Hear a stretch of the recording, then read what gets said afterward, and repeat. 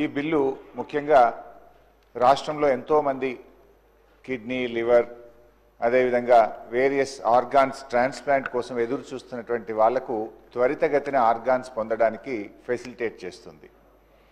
ముఖ్యంగా ఈ రాష్ట్రంలో ఇప్పటికీ 3724 మంది ఆర్గాన్ కోసం దరఖాస్తు చేసుకొని బ్రెయిన్ డెడ్ కేసు ఏదైనా దొరికితే ఆర్గాన్ దొరుకుతుందేమో అని ఎదురు చూస్తూ ఉన్నారు. అటువంటి వాళ్ళకి ఇది ఎంతో రిలీఫ్ ఇస్తుంది.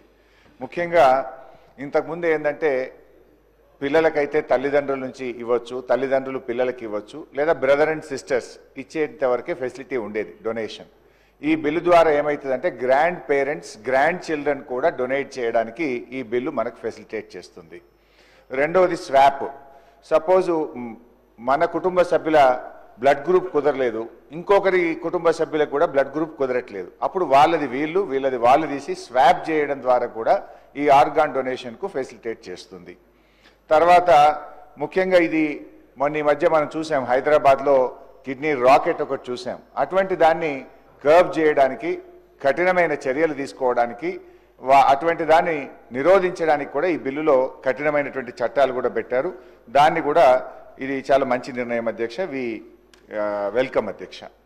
ఇకపోతే అధ్యక్ష, బ్రెయిన్ డెడ్ విషయంలో కూడా ఇంతకుముందు only neurology, neuro surgery doctor మాత్రమే డిక్లేర్ చేయాలని ఉండేది. ఇక్కడ కొంచెం మరింత సింప్లిఫై చేసినారు. బ్రెయిన్ డెడ్ డిక్లరేషన్ విషయంలో మనకు అనెస్థెటిస్ట్ కానీ, అదేవిధంగా ఫిజిషియన్ కానీ, ఆరొక ఎంబీబీఎస్ డాక్టర్, ట్రైన్డ్ ఎంబీబీఎస్ డాక్టర్ను మనం ఆథరైజ్డ్ డాక్టర్గా డిక్లేర్ చేస్తే వాళ్ళు కూడా బ్రెయిన్ డెడ్ను డిక్లేర్ చేయొచ్చు. అప్పుడు ఏమైందంటే ఆ బ్రెయిన్ డెడ్ డిక్లరేషన్ జరిగి వెంటనే మనం అతన్ని తీసుకొచ్చి అతని యొక్క ఆర్గాన్స్ మనం తీసుకోగలిగితే మరో 10 మందికి ప్రాణం పోయొచ్చు. ఒకరు చనిపోతూ 10 మందికి ప్రాణదానం చేసేటువంటి ఒక గొప్ప కార్యక్రమం అధ్యక్ష. ఇది ఎవరిమైనా మనం వెల్కమ్ చేస్తాం. ముఖ్యంగా మన రాష్ట్రం చాలా బాగా చేసింది అధ్యక్ష.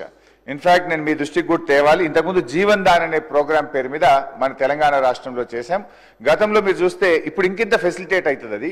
గతంలో మీరు చూస్తే అధ్యక్ష 2013లో 189 ఆర్గాన్ ట్రాన్స్ప్లాంట్స్ మన రాష్ట్రంలో జరిగితే, బీఆర్ఎస్ ప్రభుత్వం వచ్చిన తర్వాత 2014 233, 2015 364, 2016 411, 2017 563, 2018 573, 2019 469, 2020 కరోనా సంవత్సరం 257, దెన్ 2021 616, 2022 716, 2023 729, 2024 725 ట్రాన్స్ప్లాంట్ జరిగినాయి.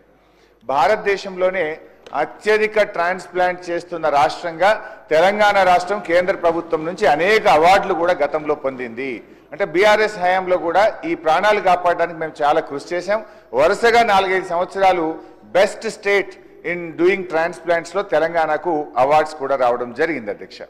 అయితే అధ్యక్ష ఇక్కడ చాలా మందికి తెలియదు మన ప్రభుత్వ ఆసుపత్రులు ఎంత బాగా పనిచేస్తాయనో. ఈ జనరల్గా ఆర్గాన్ ట్రాన్స్ప్లాంట్ అంటే ఒకప్పుడు అమెరికా వెళ్ళేవాళ్ళు, లండన్ వెళ్ళేవాళ్ళు, కార్పొరేట్ ఆసుపత్రులకు వెళ్ళేవాళ్ళు. కానీ మన తెలంగాణలో ప్రభుత్వ ఆసుపత్రులు 609 ఆర్గాన్ ట్రాన్స్ప్లాంట్స్ ప్రభుత్వ ఆసుపత్రుల్లో చేశాము. లైక్ నిమ్స్, ఉస్మానియా, గాంధీ, ఈ మన ఆసుపత్రుల్లో 609 ట్రాన్స్ప్లాంట్ చేశాం. ఇక్కడ ఇంకా ఒక విషయం నేను చెప్పాల్సింది ఏంటంటే అధ్యక్ష, ఆర్గాన్ ట్రాన్స్ప్లాంట్ అంటే చాలా కాస్ట్లీగా మనం భావిస్తాం. ఇది కిడ్నీ కానీ, లివర్ కానీ, హార్ట్ కానీ, లంగ్ కానీ, ఇది చాలా కాస్ట్లీ, ఇది పెద్దోళ్ళు మాత్రమే చేసుకోగలుగుతారు, పేదోళ్ళు చేసుకోలేనటువంటిది అని అందరం భావిస్తూ ఉంటాం. కానీ గౌరవనీయులు కేసీఆర్ గారి నాయకత్వంలో అధ్యక్ష మేము ఈ ట్రాన్స్ప్లాంట్స్ అన్ని ₹1 లేకుండా ఆరోగ్యశ్రీ కింద 577 ట్రాన్స్ప్లాంట్స్ మా ప్రభుత్వంలో చేశాం. దాదాపు 20 లక్షల రూపాయల ఖర్చు అయ్యేటువంటి ఆర్గాన్ ట్రాన్స్ప్లాంట్ ను నయా పైసా ఖర్చు లేకుండా ప్రభుత్వ ఆసుపత్రుల్లో ఉచితంగా చేసినటువంటి విషయాన్ని మీ ద్వారా వారి దృష్టికి తెస్తున్నాం. ఇన్ఫాక్ట్ అధ్యక్ష కిడ్నీ ట్రాన్స్ప్లాంట్స్ లో అయితే ట్రాన్స్ప్లాంట్ అయినాక వాడే మందులు కూడా చాలా కాస్ట్లీ ఉంటాయి. సంవత్సరం పాటు ఆ మందులు కూడా ఉచితంగా ట్రాన్స్ప్లాంట్ చేసుకున్నటువంటి వాళ్ళకు కూడా బీఆర్ఎస్ ప్రభుత్వ హయాంలో కూడా ఇవ్వడం జరిగింది.